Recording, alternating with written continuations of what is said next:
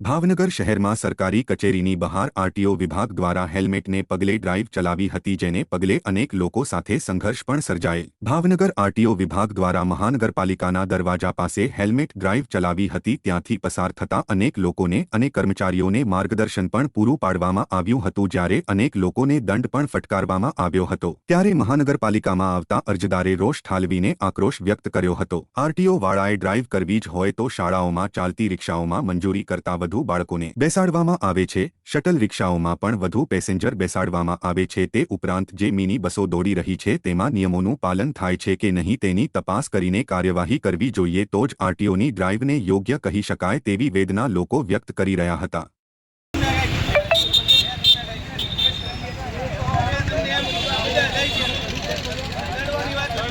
તો તમે એનો અમલ કઈ રીતે કરાવો?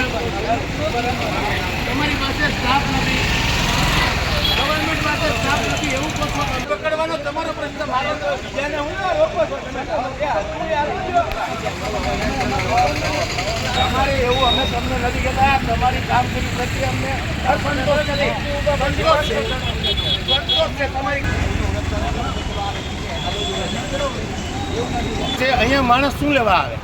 કાં તો વેરો ભરવા આવે, કાં તો સફાઈની કે એની કોઈ ઓલી હોય કમ્પ્લેન, એના માટે આવે। હવે અહીંયા 500 રૂપિયા અહીંયા દંડ ભરે અંદર જતા, તો અહીંયા શું લેવા આવે? કોર્પોરેશનમાં હેરાન ના થાય, અહીંયા આવે શું લેવા? જો આ પોલીસની કામગીરી સારી છે, અહીંયા ઊભા છે, પણ અહીંયા ના ઊભું રહેવાય, મારું કહેવાનું એમ છે। કારણ કે અહીંયા આવે શું લેવા? અહીંયા કાંઈક એનો પ્રશ્ન હોય તો આવે, નહીતર અહીંયા શું લેવા આવે? આ કોઈના મોઢા જોવા છે કોર્પોરેશનના? આરટીઓ ભાવનગર ખાતે ફરજ બજાવું છું। આજરોજ નામદાર હાઈકોર્ટની સૂચના અનુસાર તથા કલેક્ટર સાહેબ તથા આરટીઓ સાહેબના માર્ગદર્શન હેઠળ અલગ અલગ સરકારી કચેરીઓ ખાતે હેલ્મેટ ડ્રાઇવ તથા દસ્તાવેજની ચકાસણી અર્થે ડ્રાઇવ યોજવામાં આવે છે, જેમાં આજે બીએમસી ખાતેના કર્મચારીઓ તથા રૂબરૂ મુલાકાત લેતા એવા અરજદારો તેમને મોટર વાહન અધિનિયમના મુજબના દસ્તાવેજોની તપાસણી કરવામાં આવી તથા જેમણે હેલ્મેટ પહેર્યા નહોતા એમને હેલ્મેટ કેમ પહેરવું તે અંગે માર્ગદર્શન આપવામાં આવ્યું તથા જેમણે હેલ્મેટ નથી પહેર્યા એમને એક્ટની રૂલ્સની જોગવાઈ મુજબ દંડ કરી અને હવેથી રોજ હેલ્મેટ પહેરવું તે અંગે માર્ગદર્શિકા આપવામાં આવી।